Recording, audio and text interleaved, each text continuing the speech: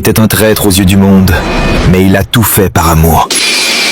Que ferais-tu si on te disait de choisir entre ta famille, ton clan ou des milliers d'innocents? C'est le choix qu'a dû faire Itachi Uchiwa. Ce n'était pas un traître, ce n'était pas un tueur, c'était un enfant qu'on a forcé à devenir une ombre. Dès son plus jeune âge, Itachi rêvait de paix. Il détestait la guerre parce qu'il en avait vu l'horreur à 4 ans. Il était un génie, un prodige. À 13 ans, il était déjà dans l'Onbu, les forces spéciales de Konoha.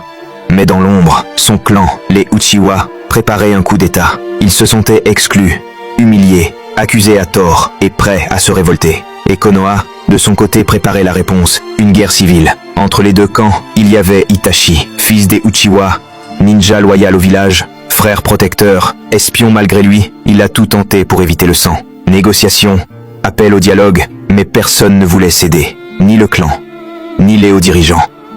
Alors ils lui ont confié l'impensable, tuer son propre clan. Tous.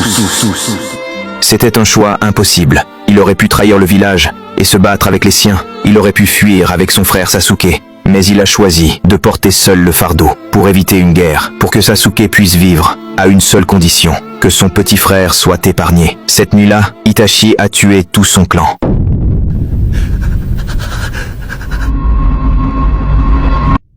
Père, mère, oncle, cousin, tous. Et il est devenu le monstre que Konoha avait besoin qu'il soit. Un traître, un criminel, un membre de l'Akatsuki. Tout ça pour protéger le village, pour protéger Sasuke.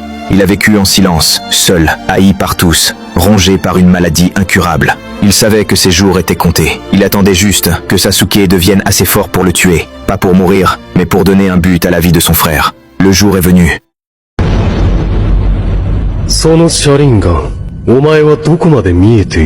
Ils se sont battus. Et dans un dernier geste, Itachi a souri. Il n'a pas tué son frère, il l'a libéré. Ce n'est qu'après sa mort que la vérité est sortie. Sasuke a compris que ce frère qu'il avait tant haï était en fait son sauveur. Itachi Uchiwa n'était pas un traître, il était un martyr.